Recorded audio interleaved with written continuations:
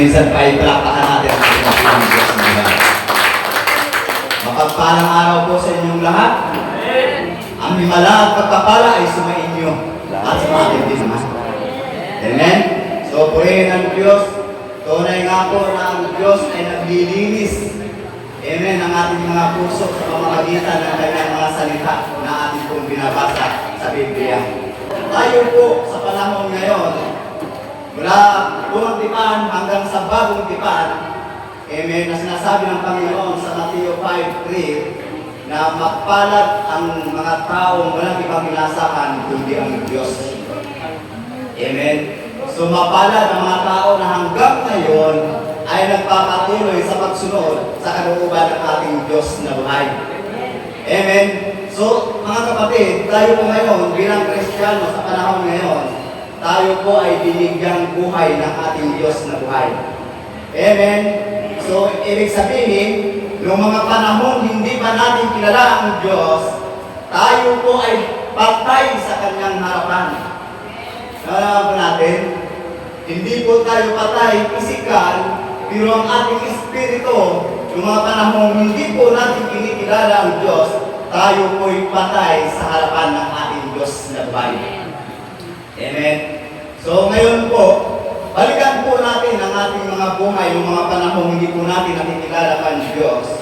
So basic na po ito sa ating pong lahat. At doon po sa hindi pa nakakalam nito, so maunawa din po natin ito kapag tayo po ay patuloy na makikinig sa salita ng Diyos. Amen?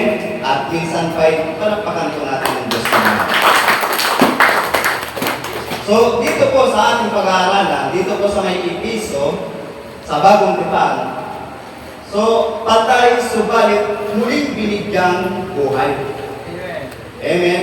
Dito po sa Episo chapter 2 verse 1, nung unay patay kayo dahil sa inyong mga pagsuway at mga kasalanan.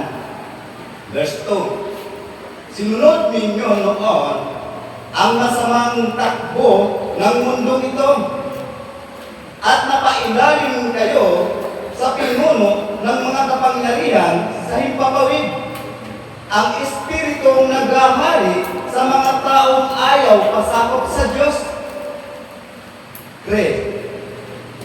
Ang totoo, tayong lahat ay dati ring namumuhay ayon sa pagnanasa ng ating laman at sumusunod sa mga hilig ng katawan at pag-iisip, kaya't sa ating likas na kalagayan, kabilang tayo sa mga taong kinapuputan ng Diyos. Purihin ang pagbabasa ng salita ng Panginoon. Amen.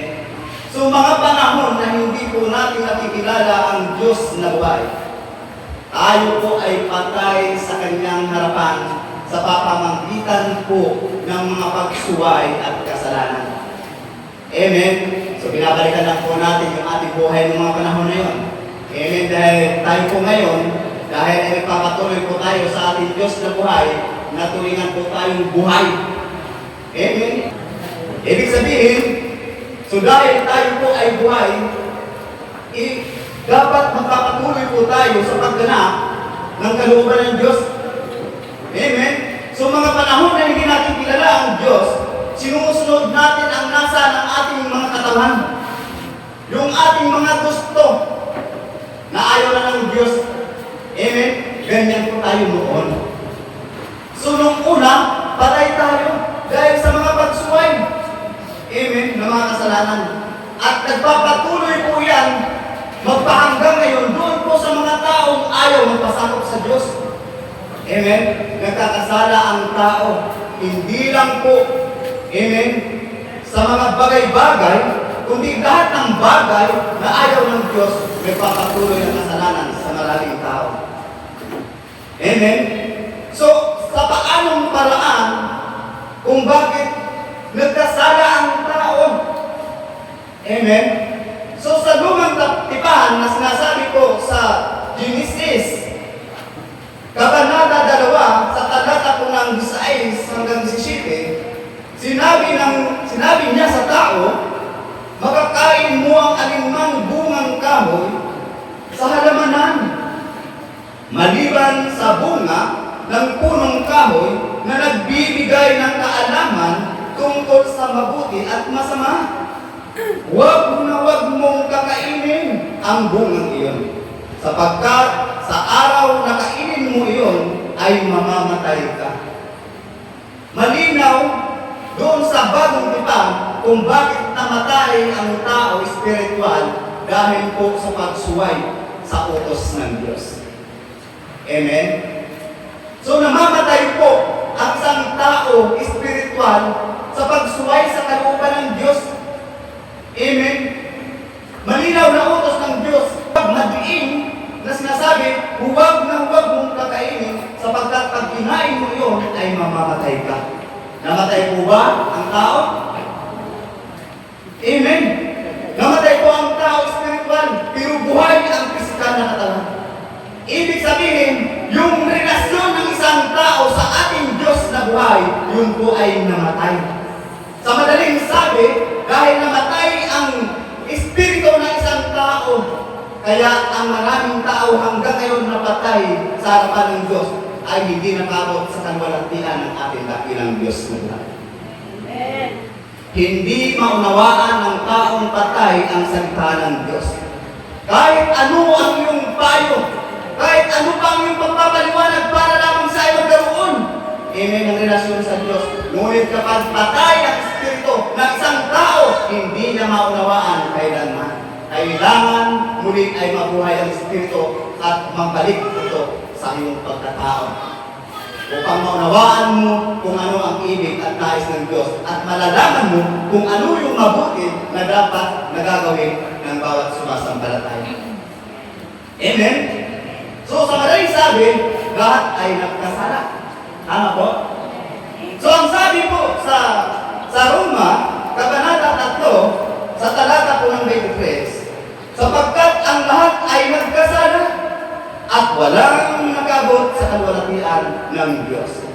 Walang nakabot dahil ang lahat ay nagkasala. Ibig sabihin mga kapatid, kapag ang tao ay nabubuhay sa kasalanan, kahit ano pa ang paliwanag mo ng salita ng Diyos, ay hindi niya talaga ito maunawaan. Amen? Hindi niya mauunawaan kung paano sa makasunod makaganap sa utos ng Diyos. Amen? Mapalad po tayo nandito ngayon dahil tayo po ay binigyan ng Diyos ng pagkakataon upang tayo ay makapagsisi, makapagtalikod sa mga kasalanan at muli ay mabuhay ayon sa kanyang kalooban. Amen? Walang nakaabot sa kalwalhatian ng Diyos. Walang maunawaan ang isang taong patay ang espiritu. Kahit ano bang paliwanag mo, kahit ano bang payo mo. Amen? Magandang balita na iyong inahatid para siya ay mabuhay. Hindi niya maunawahan pagkos lalagitin ka pa at iinsultuhin ka pa. Ganyan ang maraming patay ang espiritu. Amen? Ngunit kapag ikaw ay nagsalita ng Panginoon, bisik na ang lahat na iyong maririnig. Sapagkat ikaw, amen, na nilalang ng Diyos ng ayon sa kanyang wangis at larawan, mauunawaan mo na ang buhay pala ay sa pamamagitan ng pagsunod at pananampalataya sa ating dakilang Diyos. Sabay-sabay na lang sa ating buhay. At ngayon mga kapatid, ano ang kahahantungan ng kasalanan? Amen? Alam po natin na kapag mayroon po tayong mabuting ginawa, mayroon ding mabuti na resulta. Bagamat minsan pinapalitan ni Satanas ng pang-discourage na akala mo ba ikaw ay pinahihirapan ng Diyos. Amen? Tama po mga kapatid. Ano ang kahinatnan ng kasalanan ito? Ang sabi po ng Roma, Kabanata 6, sa talata po ng 23, sapagkat kamatayan ng kabayaran ng kasalanan. Ano daw po? Sapagkat kamatayan ang kabayaran ng kasalanan. Kung ano ang ginawa mo sa kapwa mo, amen, at pagsuway mo sa Diyos na buhay, babayaran po ng isang tao ang kanyang nagawa na kasalanan. Ito po'y kamatayan. Amen? Sa paggawa po ng kasalanan, sa pagsuway sa utos ng Diyos, nagmahantong ito kapatid ko, sa kamatayan. Amen? Kaya dapat ang alam mo, mali at kasalanan na nagagawa mo. Sinasadya man hindi. Kapag pinaalala ng Espiritu sa buhay natin, ito'y mali na dapat tigilan. Sapagkat ito'y nagsasali, umahantong ng kamatayan, titigilan po natin mga kapatid. Amen? Pag alam mo sa pananalita, nakaka-insulto ka ng kapwa mo, nakakapanglait ka na, nakapagmumura ka na. Amen? Tigilan mo kapatid, dahil yan po ay humahantong ng kamatayan. Hindi pa ko may sabi, ang Biblia. Amen? Kapag alam mo na ang mga bagay-bagay na kahit mismo sa ating piskal, amen, ay nagsasanghi ng kamatayan, di how much more po yung ating buhay. Amen? Kaya dapat tayo po ay maging matalino sa araw-araw ng buhay kung ano yung mali, tigilan, tigilan, sapagkat yan po ay nagsasanghi ng kamatayan. Babayaran ng tao ang bawat pagkakamali, pagkakasala, amen, sa harapan ng ating Diyos na buhay. Amen mga kapatid. Kapag sinabi, ng salita ng Diyos, na ipaabot sa mga pastor, lalo na sa leaders ng Jesus My Life, dito po sa ating panahon ngayon, kung ano ang sinabi na galing sa Diyos, pakinggan, dahil ito ay ikabubuti mo at ikabubuti mo.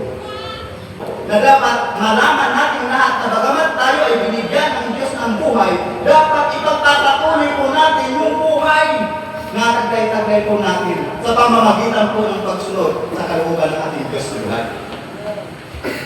Ano ang kalooban ng Diyos? Dito po sa Jesus My Life, may mga gawain po mga kapatid ko. Mayroon pong hermeneutics sa gabi po ng Webes, alas 7 po ang isa. Sa mga available, lalong-lalo na sa mga mula nung hanggang ngayon ay nandito, naririnig po ninyo lagi yan. Tayo po ay sumama. Amen? Tayo po ay gumalo para matupad po ang Hebreo chapter 10 verse 25. Amen? Ang pagtipon-tipon ay huwag kalimutan. Amen? Lagi magsama-sama sapagkat tayo po ay nagmamalakasan. Amen? Ibig sabihin, kung ikaw ay nanghihinga, sa araw na ikaw ay nandoon sa gawain ng Panginoon at narinig mo ang salita ng Diyos, ikaw ay lalakas sa kapatid ko. Amen? So, madaling sabihin, no, lahat ng ito, pero mahirap gawin kung ang puso natin ay nagdadalawa. Puso natin ay nasa trabaho, negosyo, pag-aaral at marami pang iba. At ang puso gusto rin naman ay sumunod sa kalooban ng Diyos. Pero mahirap. Amen. Kung ang dalawang ito ay talagang pagsasabayin. Pero alam niyo po, sa buhay ko, ako ay pagpasalamat sa Diyos. No? Wala po akong tinapos, mga kapatid ko. Wala akong narating.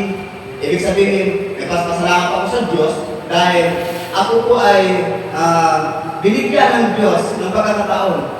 Amen na tayo po, ako po ay makapagpasa ng Biblia, amen, makapanalangin na talagang higit na kailangan gawin ng tao isa sa mga bagay-bagay sa sanlibutan ito at makapag-share ng salita ng Diyos.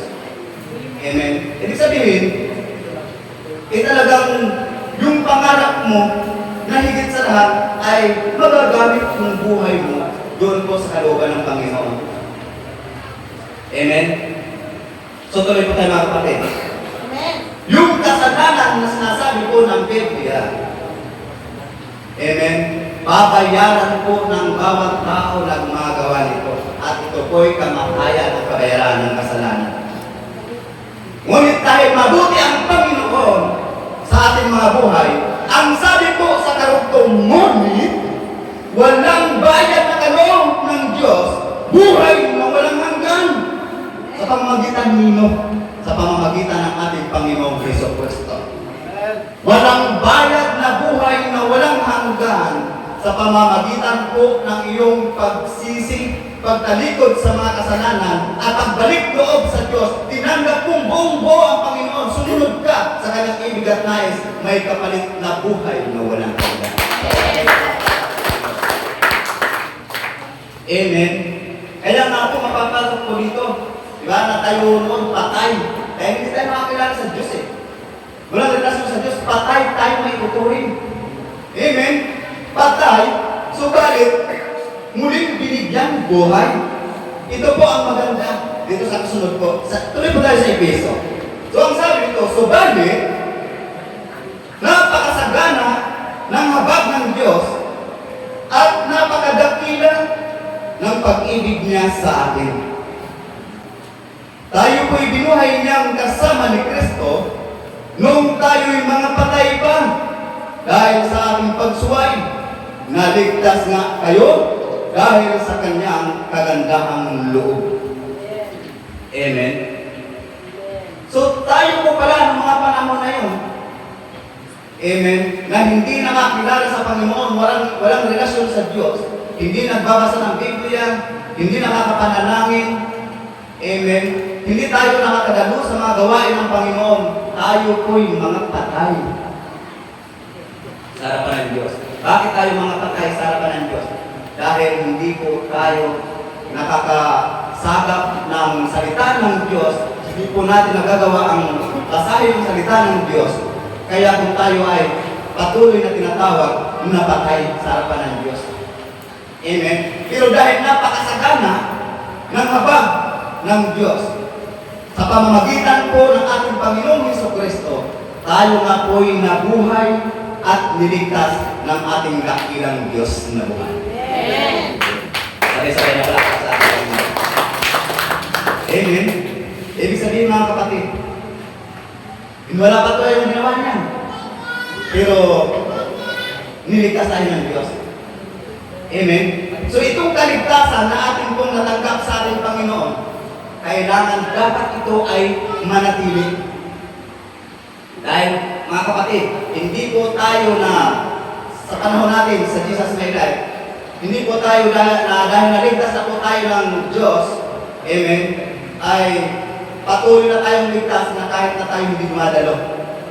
Na kahit tayo hindi na nagbabasa ng Biblia, na kahit tayo ay wala sa gawain.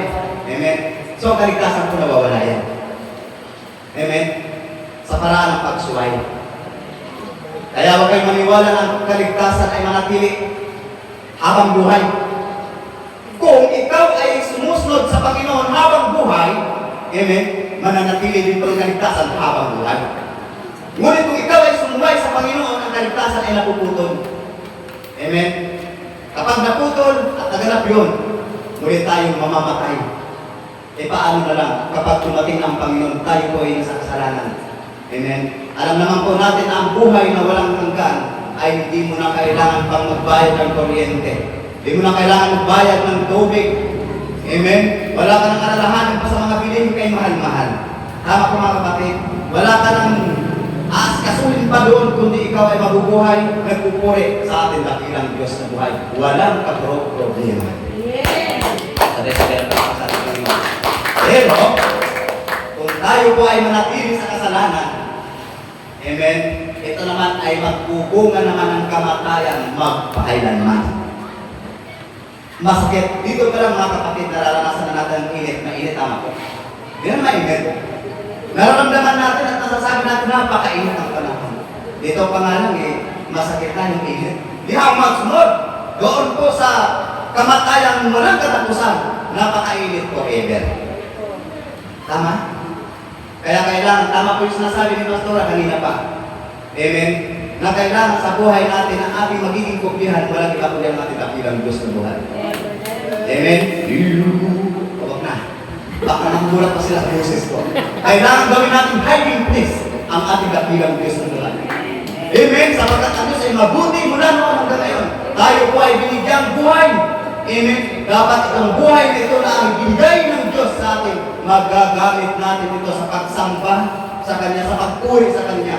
Amen? Paghalag ng salita sa anumang lugar na naroon at magpakabuti sa harapan natin na pinang Diyos na buhay. Amen? Patuloy po tayo. So ang sabi ko dito, sa verse 6 na po tayo. Dahil sa ating pakikipag-isa kay Kristo Jesus, tayo'y muling binuhay na kasama niya upang mamulong kasama niya sa kalangitan. Sa 7. Ginawa niya ito upang sa darating na mga panahon ay may pakita niya ang di masukat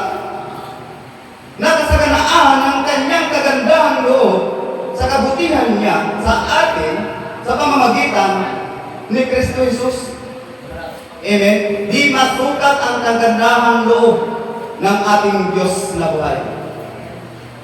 Walang katulad, walang kapares. Sa may mga asawa, pag sinabi sa iyong mahal kita forever, huwag kang maniwala dyan. Tama po?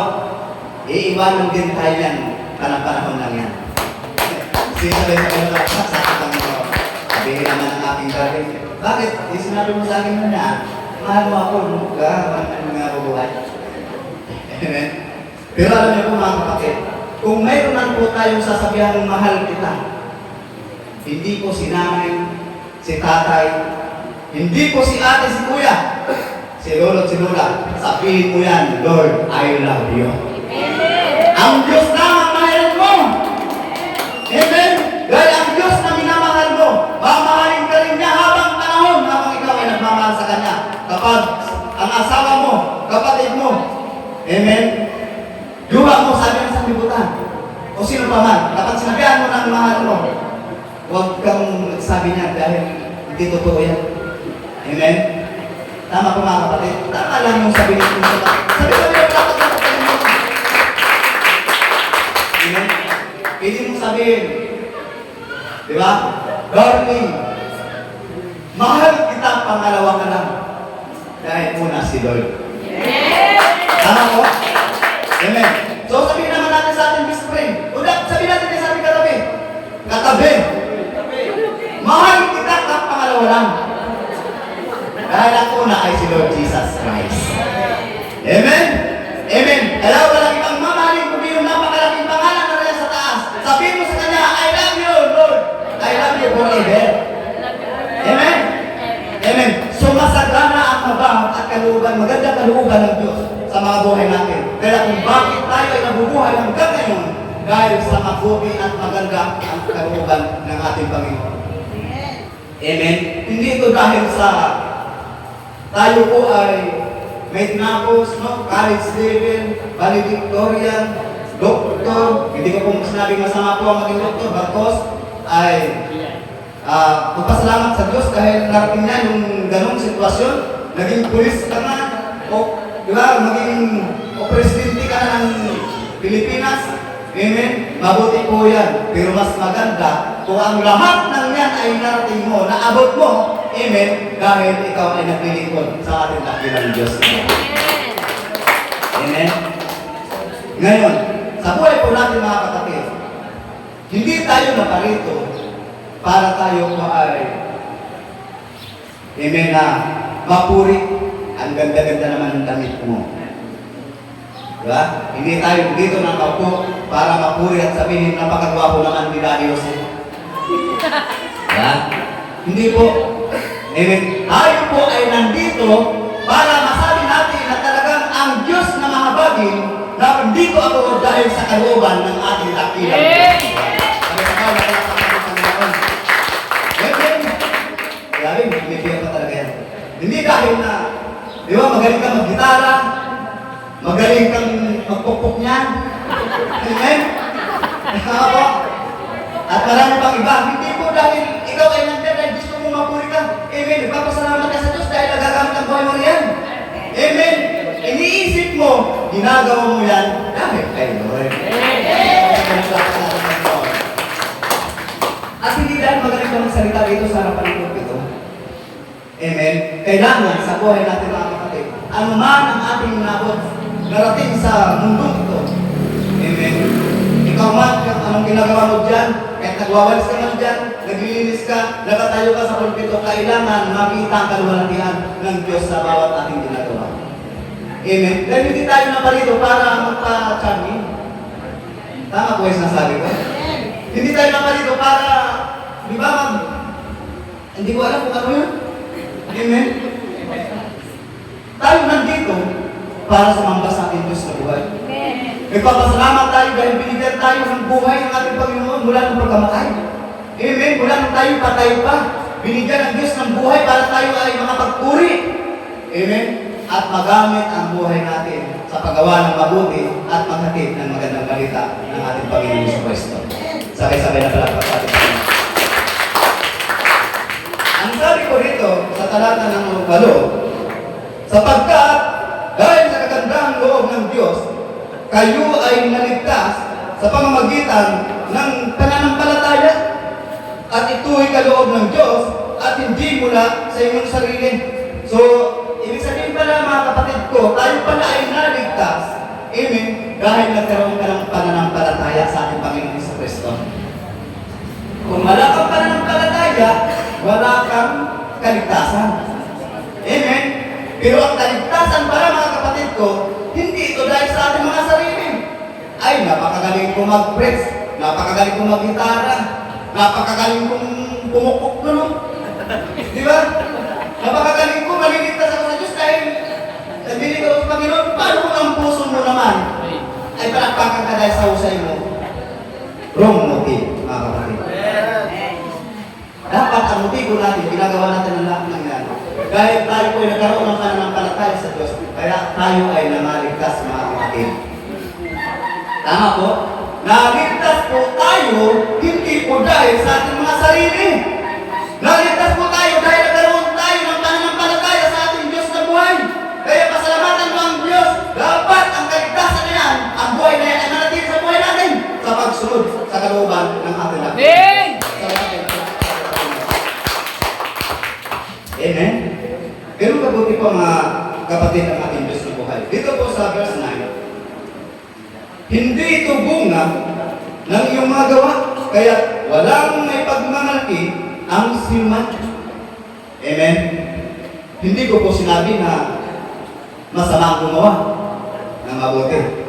Kasi sa ibang mga nagtuturo, kapag ang alam nila, babantayan nila yung mga nagtuturo ng salita ng Diyos eh. Pagdating dito, talagang inaano nila, talaga, kahit na ang paliwanag mo, hindi naman tayo sa gawa kung bakit tayo naliligtas, tama po. Bagos, magawa tayo, dahil may pananampalataya tayo, kaya tayo naliligtas. Amen. Ito ginagawa nila ng reaksyon eh. Ay, hindi na pala kailangan ng gawa eh. Di ba? Para maligtas. Tapos sasabihin pa, oy, sabihin mo doon sa pastor mo, kung hindi na mabuting magawa, eh, mabuti bang magbigay? Sisiraan ka. Okay? Okay. Ibig sabihin mga kapatid ko, hindi ito sa ating mga sarili at hindi ito sa ating mga sariling gawa kung bakit tayo po nangaligtas mga kapatid. Amen? Ipinapaliwanag ko dito, dahil sa mabuting gawa, amen, at sa iyong pananampalataya, kaya ka naligtas. Amen? Kaya nga yung gawa at pananampalataya, kailangan dikit sila. Magkasama.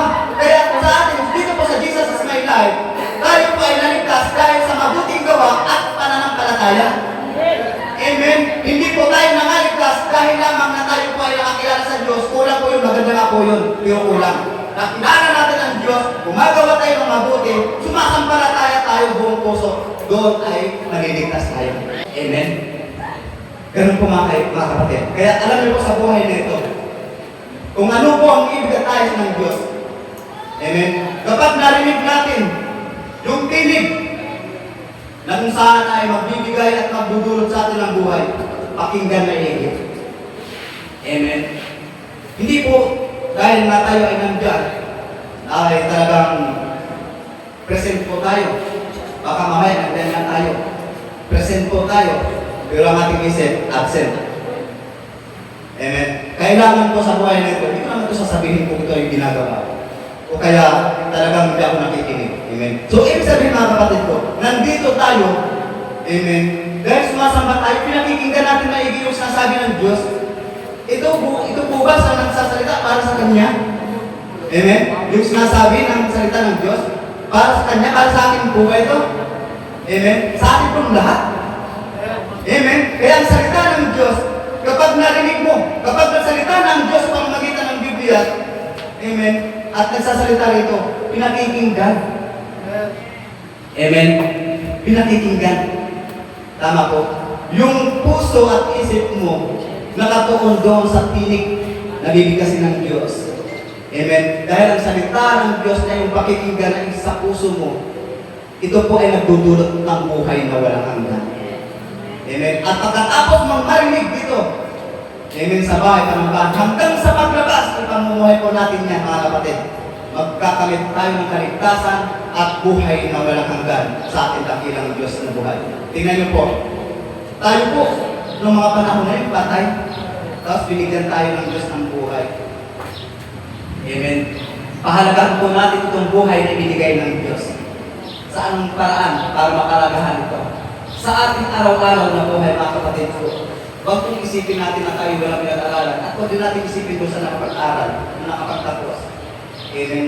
Na nagiging tanyag siya dahil sa ganung sitwasyon. Huwag natin isipin yung huwag isipin po natin sa habang araw-araw natin na napaglalakbay sa ibabaw ng mundo ito, kung ano ka sa loob ng church. Naging mabuting tao ka rito sa harapan ng Diyos sa loob ng church. Ipapakita din po natin yan sa labas. Na hindi ka nakikita ng sister, ni brother, at ng ating pastor. Huwag natin kalimutan, may nag-iisang Diyos. Hindi natin yun. Saan ka man naroon. Kaya ibig sabihin, dito sa Jesus is my life, salaan talaga ito dito. Kailangan mong marinig. Amen.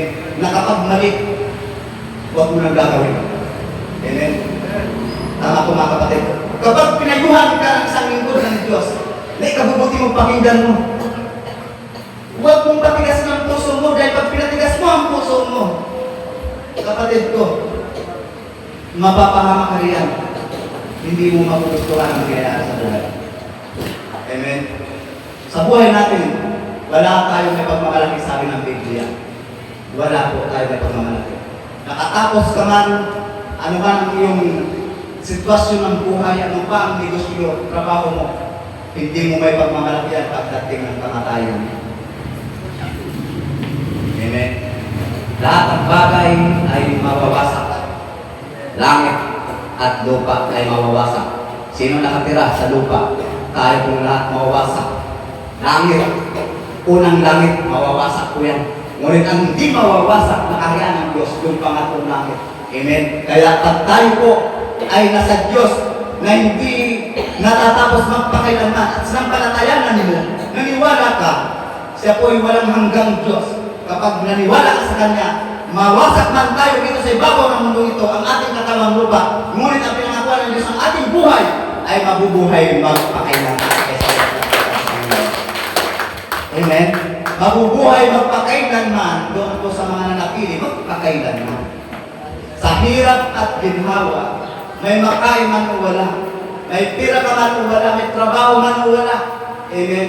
O ano man kahirapan sa buhay na ito, kapatid ko, huwag kang tumigil sa pagsamba sa Diyos. Huwag kang tumigil sa paglapit sa Diyos. Huwag kang tumigil, huwag kang huminto. Sumampalataya sa Kanya. Kung ano ang mga gawain, daluhan mo. Kahit wala kang almusal, wala kang tanghalian, wala kang hapunan, daluhan mo. Amen? Dahil sa pagdalo mo, tinitingnan ng Diyos yan. Yung kawalan mo, ibibigay ng Diyos yun. Amen. Brother Samin, ang tagal-tagal mo na dyan sa Jesus My Life, 13 years ago na. Bakit hanggang ngayon, ganyan pa rin ang buhay mo? Bakit? Nakikita ko ba ito sa daman? Sa dami ng pera? Sa tirahan? Kapatid ko, puso. Meron kang puso. Kung nasa kayamanan mo, naroon ang puso mo, sa Diyos, may buhay na walang hanggan. Kaya, salamat sa inyong mga buhay na nagpapatuloy hanggang ngayon. Huwag kayong tumigil mga kapatid ko. Malayo ka man, malapit ka man. Yung mga malayo, nagsisikap makarating. Yung malalapit naman, nagsisikap pa rin makarating. Salamat sa Diyos. Takas lang. Amen. Makinig! Ang magpangdinig. Tama? Dapat natin gawin yung mga kapatid. Dahil yun na lang ang ating magagawa. Amen. Ang magsikap na makasunod sa kalooban ng Diyos. Dahil wala naman tayo na pagmamalaki. Amen. May kapalit na tayo, mga kapatid. Yan po ay buhay na walang hanggan. Mula pagkamatay. Amen. Patay.